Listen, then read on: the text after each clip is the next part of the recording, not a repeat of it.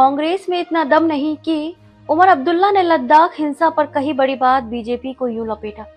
जम्मू कश्मीर के मुख्यमंत्री उमर अब्दुल्ला ने पिछले दिनों लद्दाख में हुई हिंसा के मामले में केंद्र की सत्ताधारी पार्टी भाजपा द्वारा कांग्रेस को जिम्मेदार ठहराए जाने पर तीखी प्रतिक्रिया दी है। कांग्रेस का बचाव करते हुए अब्दुल्ला ने कहा कि भाजपा की ये आदत हो गई है कि वे अपनी नाकामियों को ठीक राह अक्सर दूसरों के सिर पर फोड़ती है। उन्होंने कहा कि लेह में हुई हिंसा पर भाजपा का आरोप भी इसी कड़ी का हिस्सा है। उमर अब्दुल्ला ने बाढ़ प्रभावित रियासी जिले के गांवों का दौरा करने के बाद पत्रकारों से बात करते हुए कहा कि उपराज्यपाल के नेतृत्व वाले लद्दाख प्रशासन को ये देखना चाहिए कि वे वहां शांति बनाए रखने और जरूरी कदम उठाने में क्यों विफल रहा।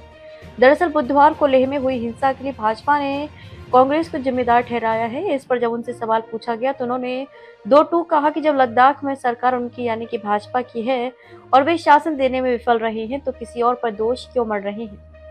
अब्दुल्ला ने इसके साथ ही दो टूक लहजे में कहा, कांग्रेस में इतना दम नहीं कि वो लद्दाख में हिंसा भड़का सके। उन्होंने आगे कहा, अगर कांग्रेस इतनी शक्तिशाली होती कि वे लद्दाख में हिंसा भड़का सके तो उस पार्टी ने वहां परिषद का गठन क्यों नहीं किया। सीएम ने कहा, लद्दाख में पिछला परिषद का चुनाव किसने जीता? भाजपा ने, जबकि कांग्रेस बुरी तरह हार गई थी। जब चीजें गलत होती हैं तो भाजपा के लोग हमेशा बहाना बनाने लगते हैं और उसका ठीकरा दूसरों के सिर पर फोड़ देते हैं। बुधवार को लद्दाख में भड़की हिंसा में 4 लोगों की मौत हो गई और 80 से अधिक अन्य घायल हो गए।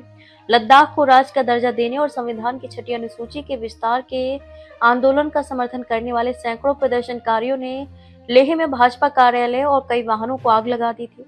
आपको बता दें कि 5 अगस्त 2019 में जम्मू कश्मीर को 2 केंद्र शासित प्रदेश में बांट दिया गया था। तभी से लद्दाख एक नया केंद्र शासित प्रदेश है जहां उपराज्यपाल का शासन है। फिलहाल वहां भाजपा के नेता रहे कविंदर गुप्ता उपराज्यपाल हैं।